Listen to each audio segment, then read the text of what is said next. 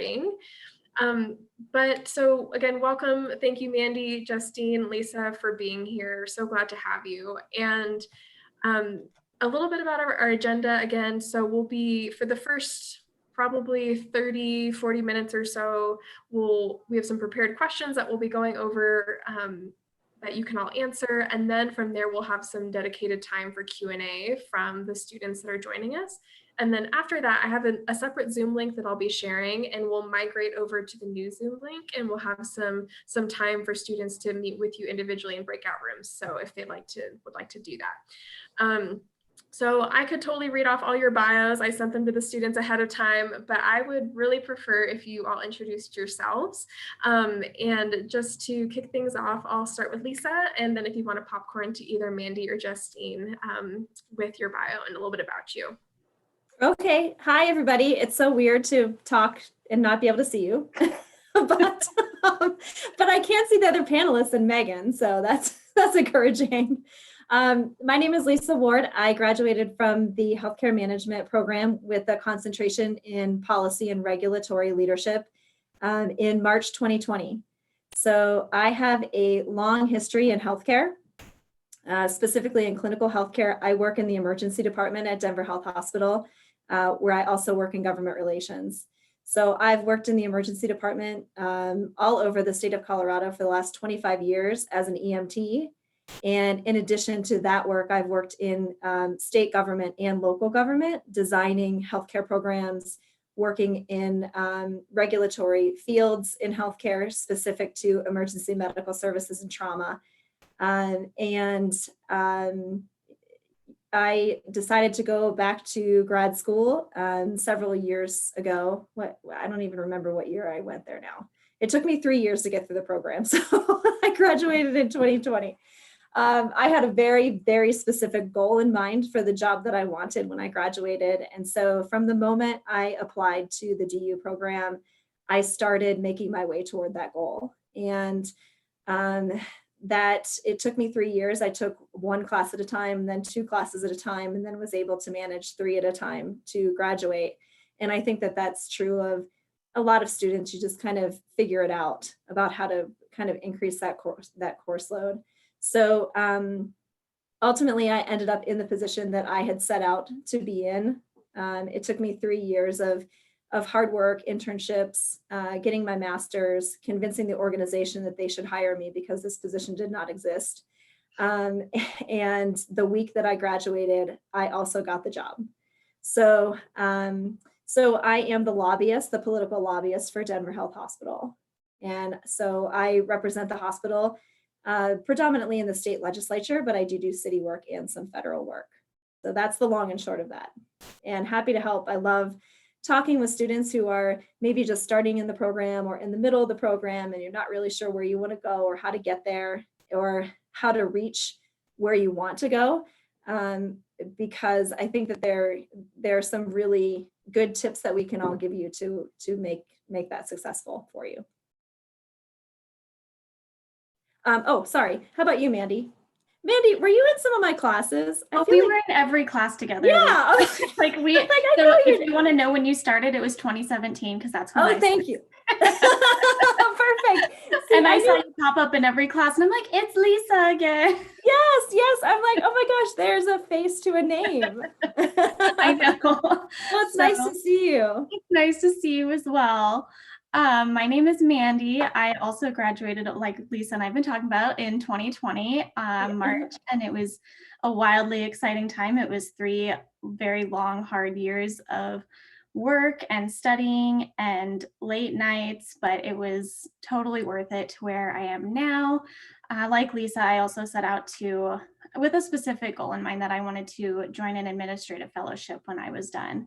And while that initially happened because of COVID, it got canceled. The whole coursework got canceled. So it teaches you perseverance. You never know what's going to happen in healthcare. And that's something everybody should be prepared for. But we moved out to California 6 months ago, and it's been a wild 6 months, but I'm now program director for a small nonprofit here in California, which has been great. And I am learning a lot of management, taking a lot of the skills that I learned in my management classes and being able to apply it and learn how to be a better manager and leader with the end goal of getting back into healthcare. So that has been an amazing journey, which along with like what Lisa said, that I also just love to share what my experience was, because I wish I had someone who told me everything that they went through, so I knew what to expect, and so I knew how to handle some things that kind of came my way. So I had several friends that went through masters at the same time. We went through it together, we talked about it, but it would have been nice to have someone who also had been in a master's program before. I'm the first person in my generation of the family to graduate with a master's. So it's been really exciting and really looking forward to being able to share what I have learned and how you can learn with each other and just how you can network and everything. So really excited for this. Justine. I think I'm up. And I have, I guess I'm the old person here because I started my master's program in 2016 and I graduated in the summer of 2018. So I've been out a little bit longer. I maybe don't have my PTSD isn't quite as fresh maybe as Lisa's or Mandy's. But I graduated in 2018. I dual concentrated in strategic leadership in healthcare organizations and healthcare data informatics and analytics. I knew going into the program that I was interested in the analytics side of things. So I actually started in the health IT concentration before the HD concentration was available. But I think unlike Lisa and unlike Mandy, I didn't really know what I wanted to be when I grew up. And in a lot of ways, I still don't know what I want to be when I grow up. I'm loving what I'm doing right now. I love the team that I work with and the role that I'm in. But I think if you don't exactly know what you're looking for, that's okay as well. It's gonna turn out just fine. My background is primarily in homeless healthcare. So I got my undergraduate degree in biochemistry, was kind of thinking I would go the med school route, and then realized that probably was a lot less fun than I thought that it was gonna be. So I didn't end up doing that. But I worked for a number of years at the Coalition for the Homeless, as well as at MCPN, which is now Stride, with their homeless population. So doing direct service case management with those groups, and really kind of got some on the ground experience in terms of what the healthcare system looks like, how it functions, and how data is utilized and underutilized often in decision making. And so once I graduated from DU with my master's, I got a position as a data analyst with Colorado Access. We're the Medicaid payer for the majority of the Denver metro area. So I do a lot of different things, wear a lot of different hats, and I'm sure we'll talk about that a little bit more. But happy to be here and excited to talk to you all and answer some questions, hopefully. Great, thank you all so much. And I love, as I had conversations with the three of you individually prior to the panel, what really struck me was just the diversity in the roles that you hold within healthcare. And I know students listening are probably experiencing that same, have that same sort of perspective. Like some of you are like Justine, want to go more on the analytics data reporting side. Other folks are interested in policy like Lisa. There's also the nonprofit Mandy side. Like, there's so many different ways that your career in healthcare can start and then also evolve over time. And especially as we've seen with COVID, right, there can be these just immediate pivots where you maybe didn't plan for your role to include a certain the other job duties as required, right? I think that clause is being really evoked in the current moment. And so I know that, again, you're all coming out of the program at DU in the last couple of years, if not this year. And so, for students that are in the program right now, whether they're in their first quarter or last quarter, if you wouldn't mind reflecting on what are some of the most important things that you learned while you were in the DU program and for healthcare management, and how has that helped you to get where you professionally are today? Because I think that some students sometimes while you're in the program, you're like, okay, classes, then you get out into the workforce and you can reflect back with a little bit more clarity. But from your perspectives now, when you look back at the program, what do you say that was what helped me launch into where I am now? And just popcorn, so anyone can just jump in. That's a great question. I didn't see anybody else unmuting their mic, so I will go ahead and jump in. Coming out of the informatics and analytics curriculum and into an analyst role, obviously a lot of the most important things that I learned were statistical software programs. SQL, R are the biggest ones that I use in my current role. But in the coursework, we got exposure to a lot of different software programs and methodologies, different softwares that you can work with as an analyst. And I know Megan and I spoke about this briefly when we met earlier, but in that position, I really think one of the most important things that I learned was how to learn things quickly. And that's, I think, a big strength of the DU program. I personally had not ever done classwork on the quarter system before, so that was very new to me, doing things, taking a class and it's only 10 weeks. You're obviously not going to become an expert in any kind of statistical software in 10 weeks. I've been in my current role for 2 years and I'm definitely not an expert in R by any means, and I use it every day. But really you learn to pick things up quickly and you learn to do what you've got to do to get through in that 10-week period. And I actually said in my interview for my current role, what I learned was how to learn things quickly, and you can throw things at me and I'll be okay, hitting the ground running and taking this and running with it. And so I think it's okay to recognize that you're not necessarily going to be a subject matter expert on any given thing when you graduate with your master's, and recognizing that you have continuous learning opportunities, but you also have the skills to make the most of those opportunities. And I think for me, this is Lisa, and I think for me, we didn't know what we didn't know at this point. So when I entered graduate school, I had never taken a class online. I did not think that I would be successful as an online student. I was not excited about that particular aspect of the program. In fact, when I first started, there were still classes in the program that were 100% on campus. And so I tried to take every class that I could on campus. And then it wasn't until, Mandy, I think it was like their second term, or maybe it was the second year, where University College went to the hybrid, where everything was hybrid. So I have to admit, I threw a little bit of a tantrum about that because I really just did not want to be 100% online. I didn't really think that would be beneficial.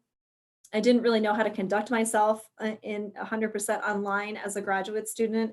But you know what? Now we're in COVID land and everyone's working remotely. And so when I got this job the week that I graduated, I was welcomed into the position by my new boss, and she said, welcome to the job, now go home. And for the last 7 months, I've been working from home. And so here's what I guess I'm coming around to. I had 3 years of experience of working online at University College, which now makes me a successful working from home person in the workforce.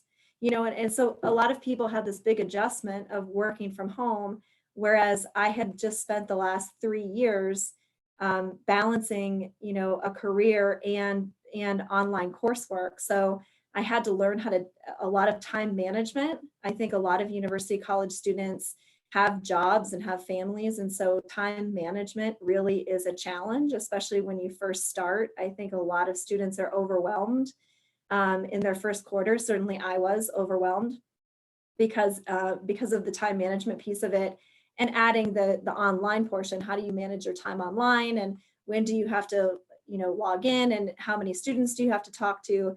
But really it has made me more comfortable in that working from home environment, because not only am I used to that type of environment after spending 3 years doing that, but my home is set up to do that. I have a desk at home. I have a designated place that I would study and write papers. And so I already had a routine of remote working because I had to learn how to learn remotely. So I don't think that was anticipated, but certainly that was one of the most valuable things for me.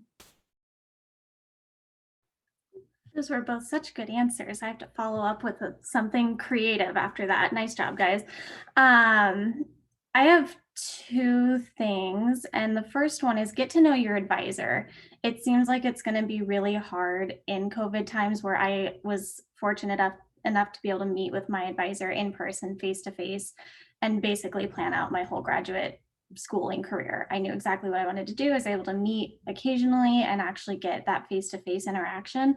But don't be afraid to reach out and ask them for a quick Zoom meeting or email back and forth. Get comfortable with your advisor, because by the time you get to the end of your graduate school, they're going to write you a recommendation letter. And so if you figure out what you want to do, that's one of the best things you can have. That's a good first relationship to build in your program. So I highly, highly recommend getting to know your advisor. And second of all, similar to what Justine and Lisa were saying, just think about everything that you do for your master's program and turn that into a skill that you can put on your resume.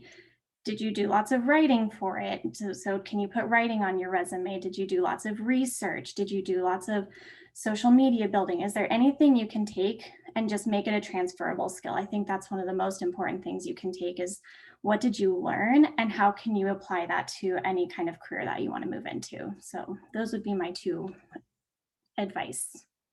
Yeah, I love it. And I think that's, I mean, if I could bottle up what you said and give it to every student I meet with, right? It really does come down to seeing our educational experiences as also skill building experiences, in addition to, you know, professional paid work experience. But there's so many different things that, you know, I think what I've heard so much from employers is we don't really care how people are qualified as long as they are. And I think that's, for the students listening, that's your job and your responsibility on your resume and in your applications to effectively make that connection really clear for whoever's reading your application. And even I feel like it's kind of obviously naturally happening on the panel, because Mandy, you and Lisa went to, you know, school together, and I actually had my Thiele, I don't know if I'm pronouncing your name correctly, in the chat. She said, good to see you too, Mandy. I remember you and Lisa in some of my classes. So, you know, a huge part of this also, I know some of the students, I'm curious, I'm going to assume everyone's in Denver, unless anyone else puts their location in the chat. I'm curious where some of you else are located. But just to speak for one location here in Denver, healthcare is a small world, right? There's only a certain amount of hospitals. It's a small community. Got some Jody's in Dallas. Okay. You just moved here a month ago from California. Nice, fellow Californian. But that networking piece is such an important but undervalued dimension of professional success. And Lisa, actually in our conversation, I might have you answer first just because it's fresh on my brain, but you had said the worst thing that a student can do is, you know, just do their classes and not do anything else and then wait for their job search. And so I wanted to see if you all could speak about the importance of networking and how, if a student is feeling either freaked out, how do I do this virtually? Getting, you know, what would be your advice to helping them get into the mindset about being proactive with building their network alongside building their experience and skills in the program? So Lisa, I'll have you kick it off and then we'll go to Justine and Mandy. Okay. So I do think it's prudent to recognize that it is very difficult for a lot of students to be able to do things in addition to going to school and whatever else they have in their lives. So like I said before, I recognize that a lot of students in university college have families, have children, have other full-time jobs, and they're trying to get through the program in addition to all of those other things that you do in your life. But like Megan said, I really do think that as a student, you do yourself a disservice by just going to class and then graduating and then looking for a job. Because that's just it. There are so many things that you can do as a student, and DU has a lot of different resources that you are free to you that you can use. I use career services several times to help me revitalize my resume and to look for different types of networking opportunities. I just think that, you know, from the second, I can't stress this enough, from the second you get that acceptance letter into university college, there are things that you could be doing to make your way toward your end goal. So for me, I told Megan just quickly when I spoke with her, my second quarter at DU, I wanted to do an independent internship because I knew that's what I wanted to do. I knew where I wanted to go. I needed to ask this lobbying firm if they would accept a graduate student as an intern. They had never had a graduate student as an intern. So I went to University College and I said, look, I'm going to do this internship, right? I'm going to do an independent internship in my second quarter. I did get some feedback of like, kind of, well, who do you think you are? You're only in your second quarter of grad school.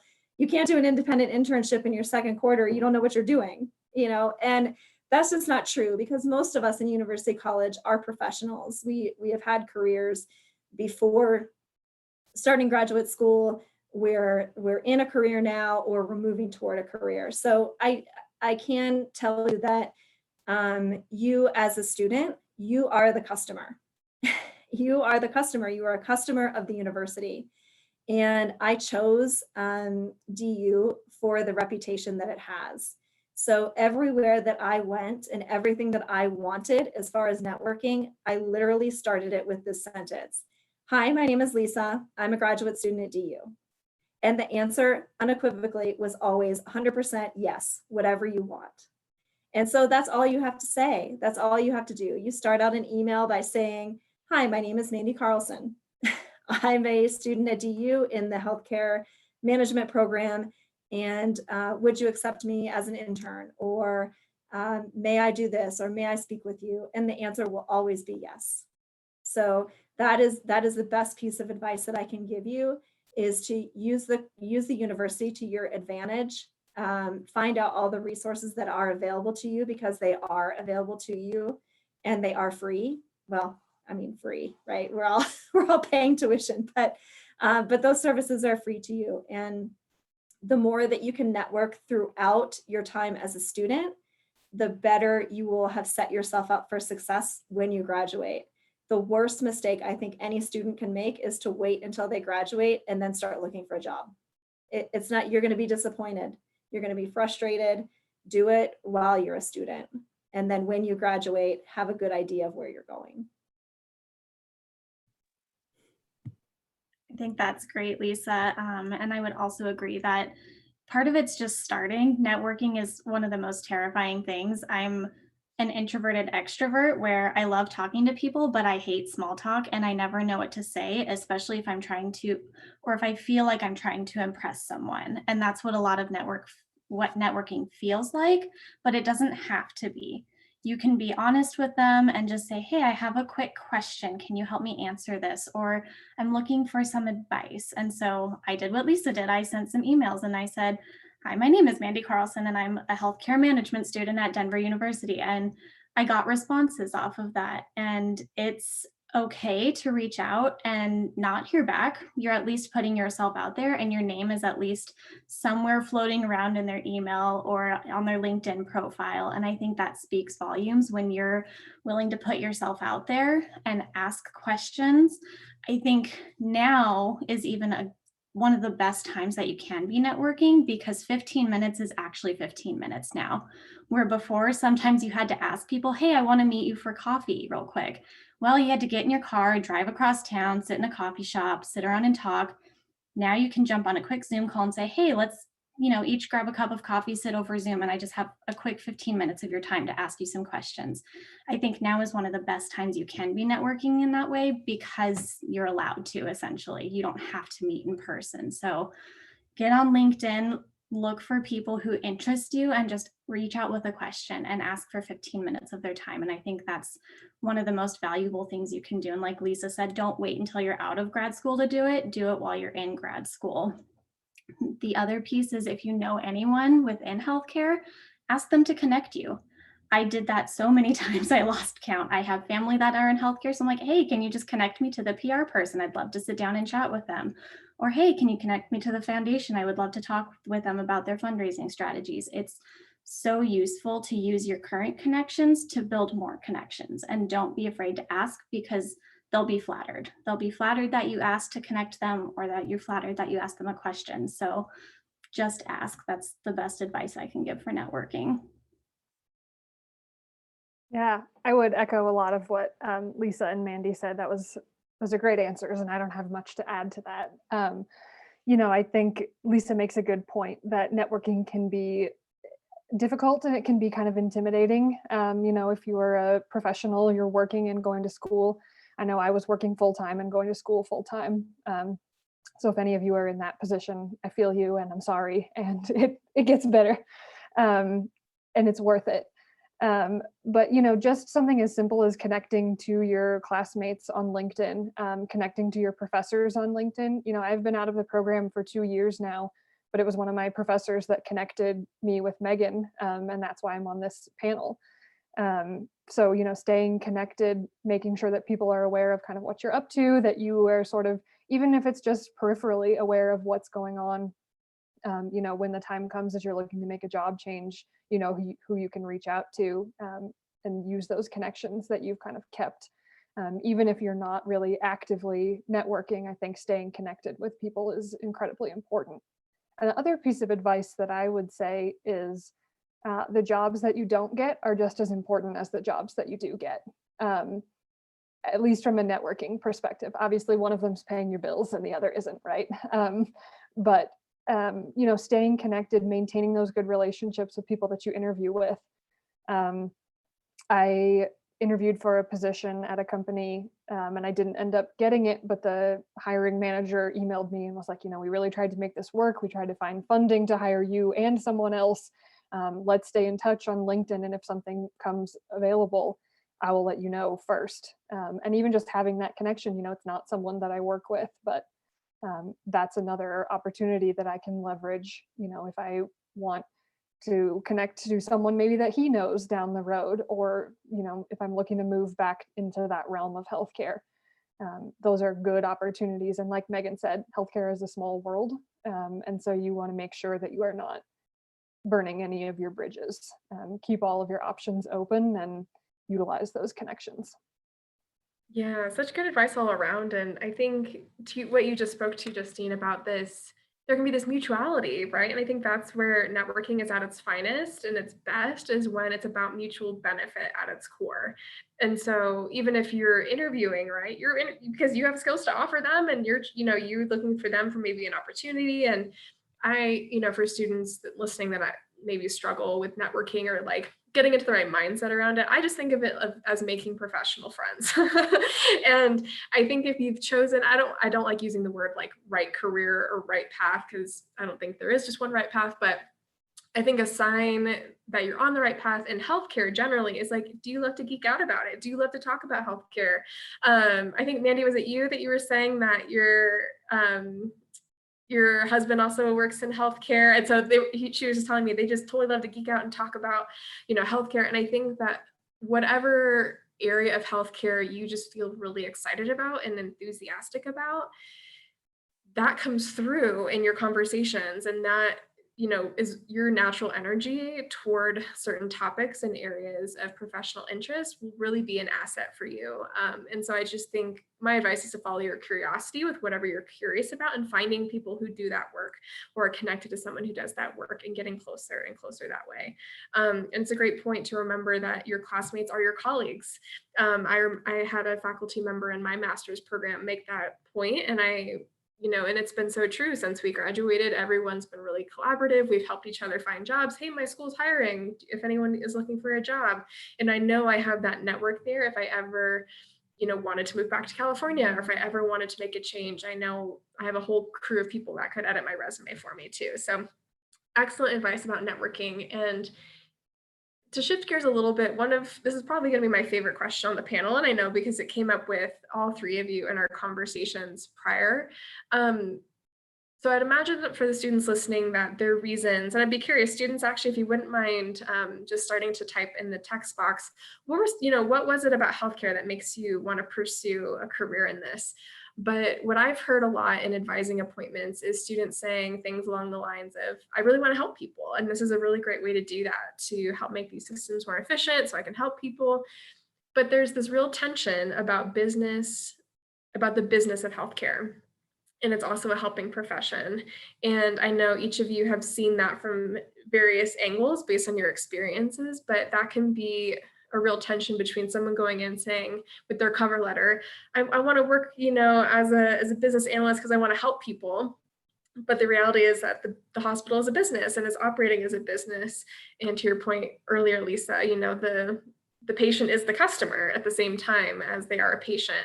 So I just wondered, in no particular order, if you could speak to that tension and that reality in healthcare as you see it in your work, and if you had any guidance or advice about students like navigating that dynamic or where they tend to fall on either side of that spectrum. Yeah, so I mean, I think I have a very unique situation because I am a clinician and my background is predominantly in clinical patient care. And I went into the policy side. So now I'm in administration. So I literally went from the trenches of the emergency department to the executive floor at the hospital. And so I think, what's hard for people to wrap their brain around, and certainly was difficult for me to understand in the beginning, is that when we go into healthcare, and traditionally people think about going into healthcare as a nurse or a doctor or an EMT or a CNA or whatever it is that you'd like to do. Yes, that is the intention because you want to help people. And so it's very difficult for people. I'll give you an example. So our hospital went through a very difficult situation at the beginning of COVID where our executive staff and leadership in the hospital received bonuses. And this was all over the national media, so I'm not giving away any trade secrets. But it's part of a program called the Management Pay Incentive Program. And basically what that is that incentive payment or those bonuses are written into salaries of executive staff and leadership throughout the hospital. However, those bonuses were distributed at the very beginning of COVID, so back in March. And the hospital staff got a hold of that information, and it created a very difficult situation for our hospital because all we were talking about is how we didn't have enough money to provide PPE, adequate PPE for our healthcare providers. The hospital was running out of money because we were canceling elective surgeries. And so it created this very big rift, if you will, within the hospital system. And several employees actually built an initiative to create a union in the hospital, inside the hospital. This, I think, had been in the works for several years, but this was kind of the icing on the cake. And so here is where this kind of comes into play. So what you need to understand as a clinician is that, yes, you did take the job because you wanted to help people, but healthcare is a business and it runs as a business. And it's very difficult for people to separate the idea of patient care versus customer care. And there are a lot of people who work in clinical care who refuse to call patients customers. They insist that they are patients and they are not customers, and I certainly understand that. However, just like with the incentive bonuses, with the executive bonuses, we're a business and we run like a business. And so that's a very difficult line to draw for people, to draw that line in the sand. It is a helping profession, but it also has to be sustainable. And so that's where the business end of it kind of comes in. So it is a very difficult kind of thing to wrap your brain around. And I don't think a lot of students really think about that. You either think about going into the business end of it, or you think about going into the patient care side of it, into the clinical side of it. And so, but it's both.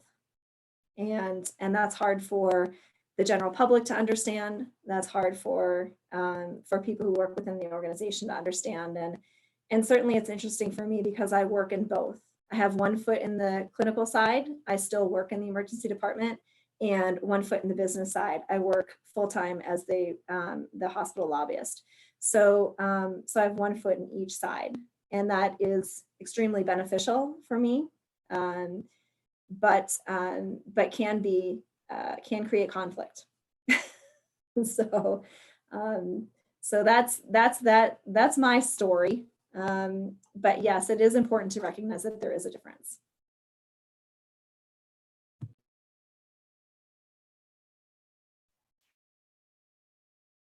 I think Lisa hit the nail on the head here. I don't know what I can add necessarily.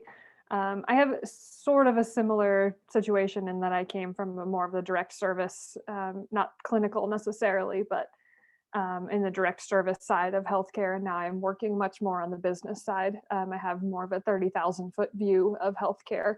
I work in the population health department at Colorado Access. And so everything that we do is more or less an aggregate. We're looking at nearly 500,000 members between our two RAY regions for the Medicaid population, and then the Child Health Plan Plus members as well.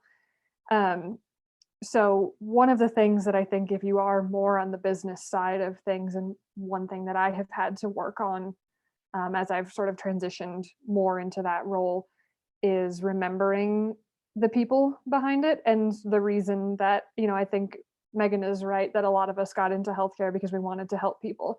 And you can absolutely help people from the high level. You don't have to be sort of boots on the ground, working one-on-one, face-to-face with a member or a patient or a customer to get that experience, to help people in that way. But I think it is important to remember, and one thing that I have to remind myself is that, these 500,000 people, these are all individual people with their own individual struggles and different things going on in their lives. I remember that a lot of the clients that I worked with when I was a case manager at the Coalition for the Homeless are Medicaid members. They are part of that, group of 500,000 members that I look at on a regular basis.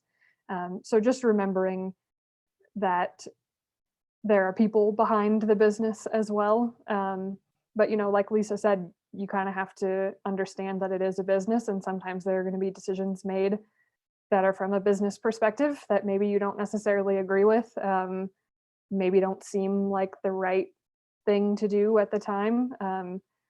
But, understanding, sort of navigating that, the dichotomy there is incredibly important. I think those are both great answers, and I agree with both of them. I think what's interesting for me is I went into it on the management side, but my husband is a nurse. And so I hear all the time about the clinical side. And so Lisa, it's kind of like you, where I feel like I have one foot in both sides. I may not be clinical, but I hear that clinical side all the time. And I think what it boils down to me is for communication. And that was my undergrad, was communication. And so there's lack of understanding, I think, on both sides, and it can be hard to bridge that gap of where do business decisions impact clinical and where does clinical impact the business, because you can't have one without the other. In this case, you can't have your clinicians without the business, but you also can't have the business without your clinicians. So it's super important to understand what can bring them together. And I think that's just where a lot of people see it as two-sided versus they're all working towards the same goal, but how they get there is going to look wildly different. Because rarely will you go ask a nurse what's most important to you. Will they say, oh, the bottom line? They're going to say patient care, providing quality care. And very rarely will you go to an administrative person and they'll say, oh, that the patient, they'll say that the patient's taken care of, but they're also focusing on how that affects the bottom line. Does that mean supplies are used correctly? Does that mean that there's no unnecessary procedures being done? What does that mean for them? So how it's translated looks wildly different. And so I think it's just communication between the two sides. And that was actually part of what my capstone project was. I wrote a case on it recently for a book. And so there's a lot of need for managers at that kind of level to be that bridge, especially if you have the clinical background, to kind of say, this is what our experience is.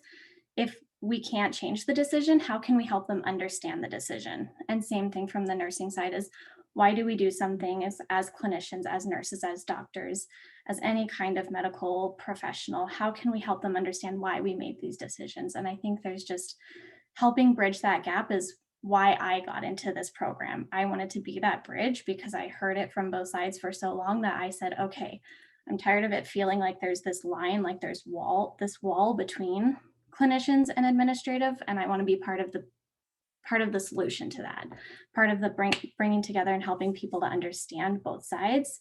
So no longer is it just business and clinical, but it's working together for both sides. I love that, Mandy. And I think you brought it to attention something that I think is really important, and how for the students listening, of how you also leverage your degree and your coursework, right? Like, so with the capstone project, and I would definitely encourage students, if you're in capstone or planning it later off, really think strategically about that project, because that can be such a asset and something to talk about in an interview, like being able to accurately forecast issues in these systems. And we've talked about a number of different things that you can definitely bring up and look really impressive in an interview. So I hope you're taking notes.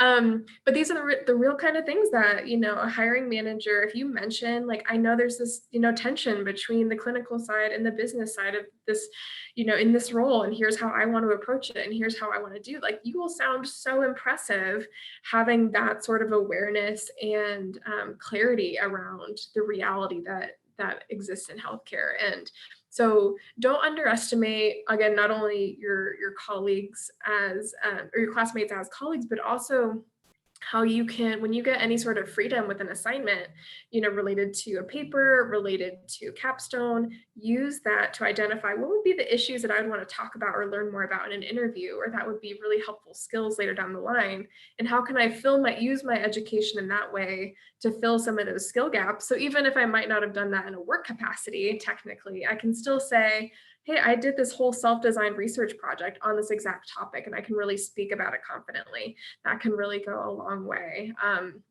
And yeah, so fascinating for me being outside healthcare to hear from folks like you all on the inside about that tension and how that plays out. So I want to kind of combine the last few questions that I had prepared for you about kind of general advice for these students as they're entering the job market, and then also COVID.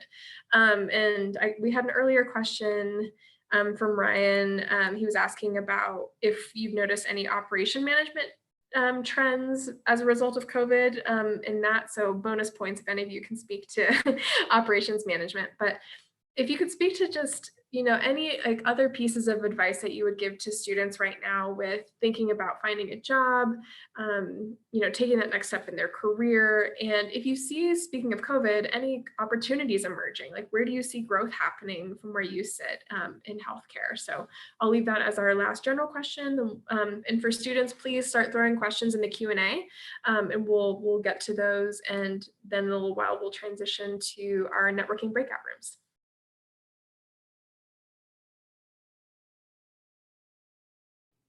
Somebody else go first. I'm always going first. Mandy, Justine. You've got great things to say. We don't want to.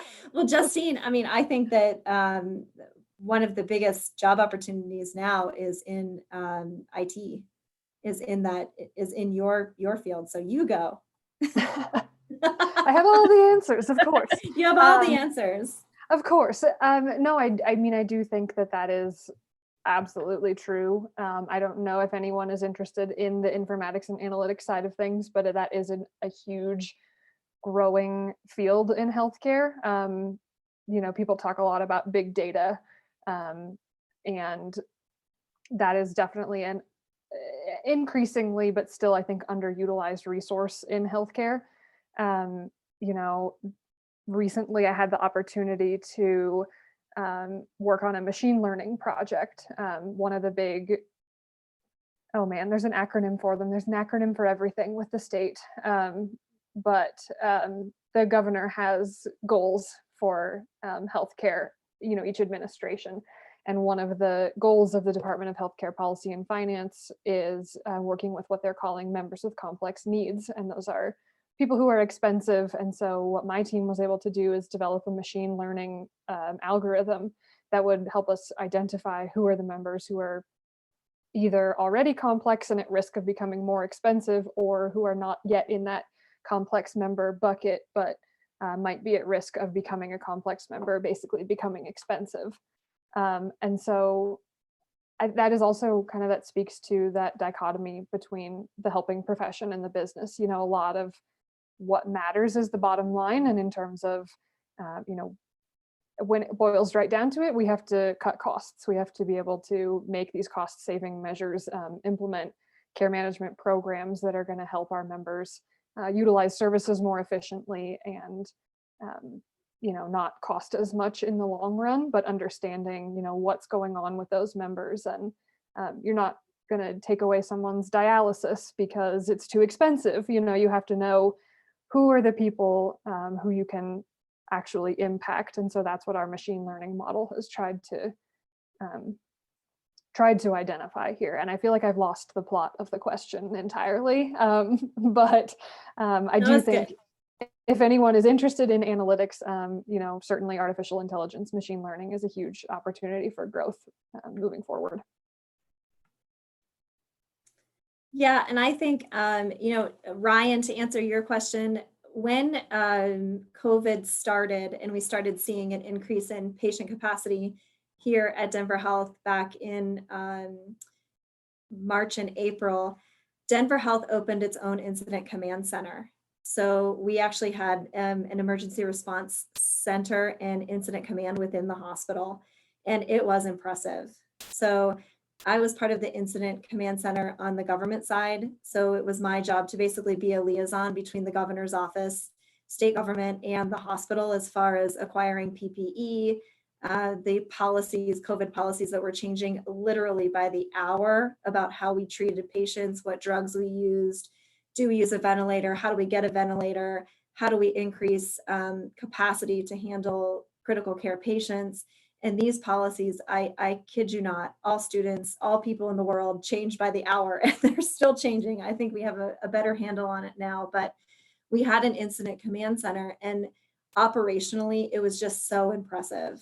It was experts throughout the hospital in every single facet of the hospital that you can imagine, from central supply to housekeeping to our top epidemiologist, our emergency response system, our 911 system, the emergency department, the inpatient care units, the ICUs, and everybody came together. There were twice a day briefings. So there was a briefing at 10 a.m. and there was a briefing at 3 p.m. And we stood up that incident command center, was operational for 3 months, for the first 3 months. So twice a day briefings for 3 months. And now we get a daily briefing. The command center has now dispersed, but if we get a second wave, it will be resurrected. And I think that, people ask me all the time, are we prepared? Is the hospital system prepared for what is to come in the wintertime?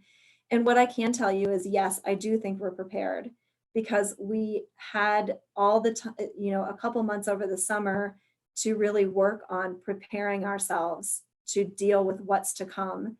And we are better at taking care of patients. We do know more about how to take care of patients, what medications to give, what signs and symptoms to recognize. And also patients are more informed. So they're coming in sooner with their symptoms. They're not waiting until their symptoms are so bad that they can't breathe. And so, there's been such great public campaigning about what to look for and when it's serious, that the public is doing a better job and healthcare is doing a better job. And I really do think that the future of healthcare is in informatics.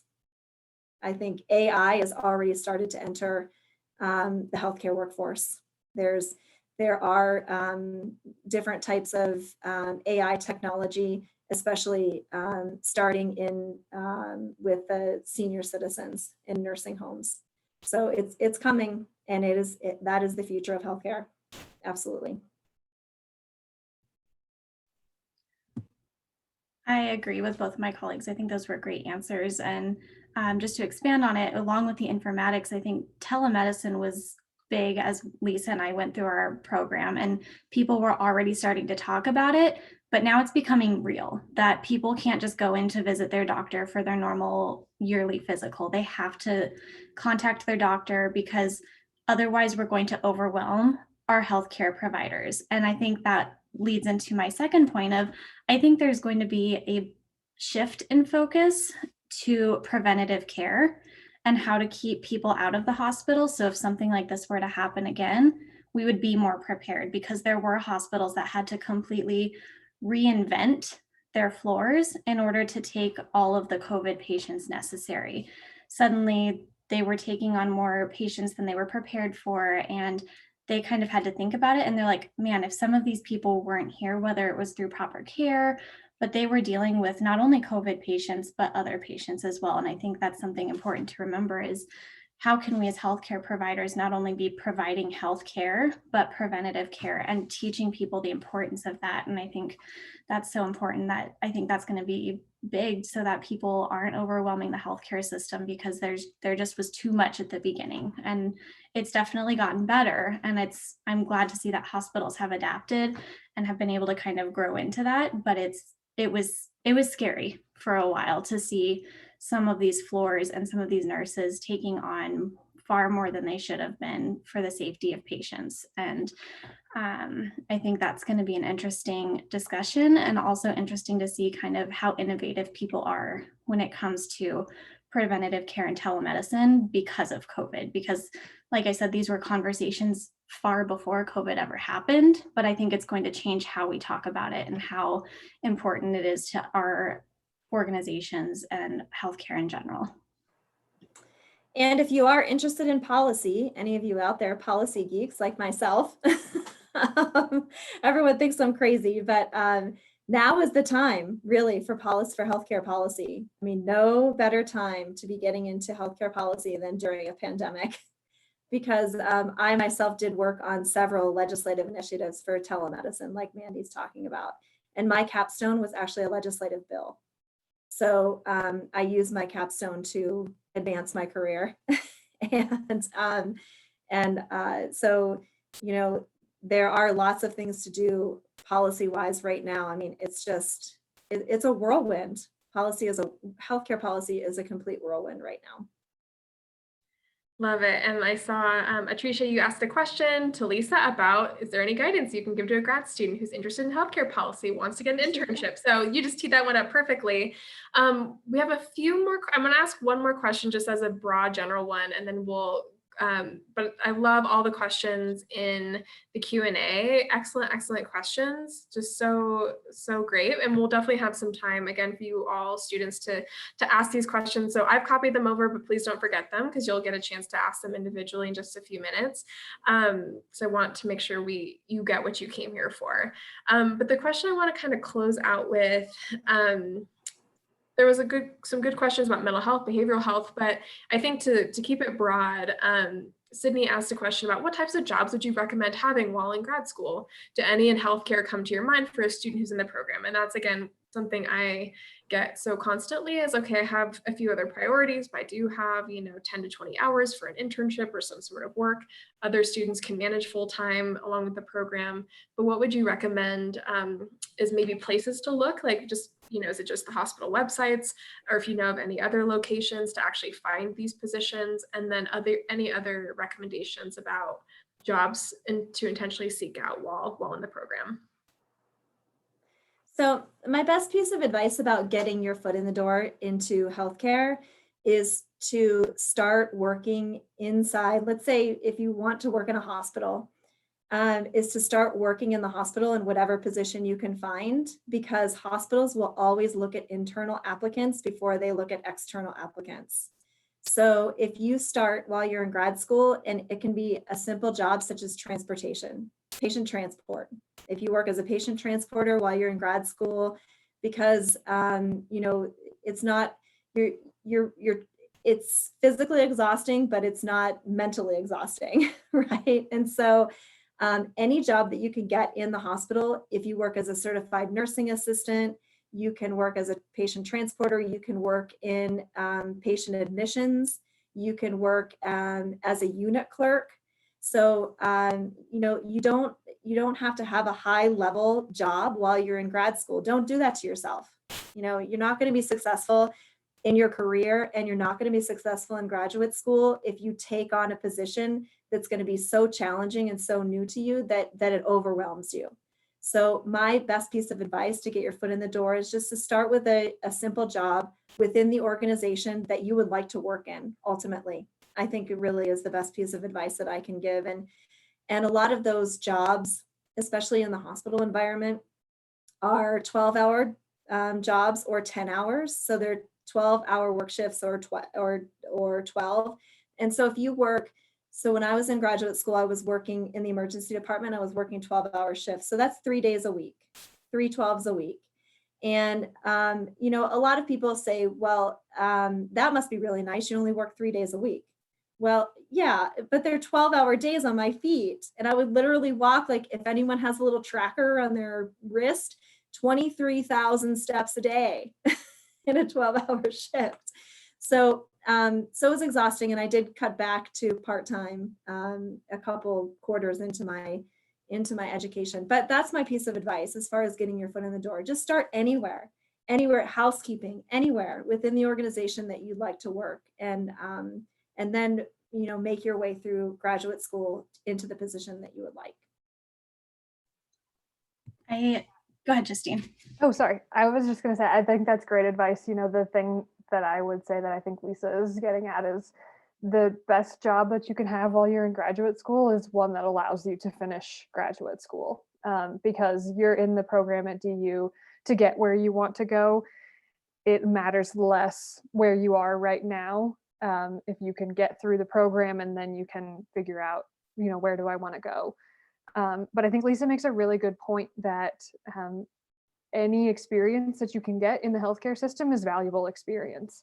You know, I worked as a case manager with people experiencing homelessness, and you might not really think that that's super related to healthcare data informatics and analytics, and at face value it isn't, but it gave me really good experience working on the more of the provider side of Medicaid. You know, we didn't bill for the services that we rendered, but I understood what our members were going through accessing services with Medicaid. I understood, you know, a lot of the things about other benefits that people on Medicaid usually receive, like SNAP, WIC, those kinds of things.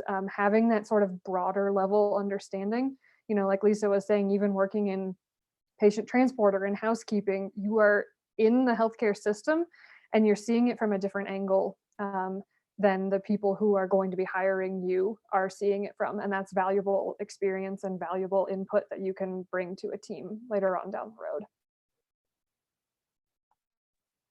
I love that. And I would add two things. The first thing is, if you're able to, volunteer.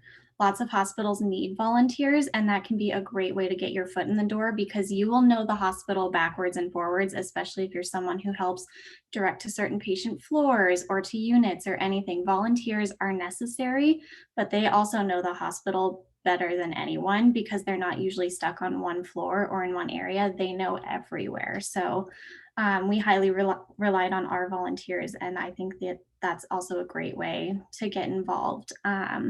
The other advice that I have is, if you're having a hard time with healthcare, because it can be one of the hardest places to get your foot into the door, is find some place that has transferable skills. We've all kind of talked about that, but find some place, if you're looking for working with people, find something that's a customer service job. If you're looking for something that is more analytics, find something that you're working on analyzing data or working with data. If you're looking for management, honestly, look at places like Target. If you start working well at a certain level, they'll move you up quickly because they need those managers. Suddenly you're learning how to manage a team, and you have that 3 to 5 years experience as a manager in no time. But it's also an easy job, as like Lisa was said, that helps you get through grad school. And I think that's important, is just how can you find those transferable skills and say, I may not know it in healthcare, but I know it in other areas, and I know I can take those skills and put them in this role that you're asking me to do. So I think that's important to look outside of healthcare if you're having a hard time, because those skills will get you to the door. I promise you they will. Excellent advice all around. Thank you all so much.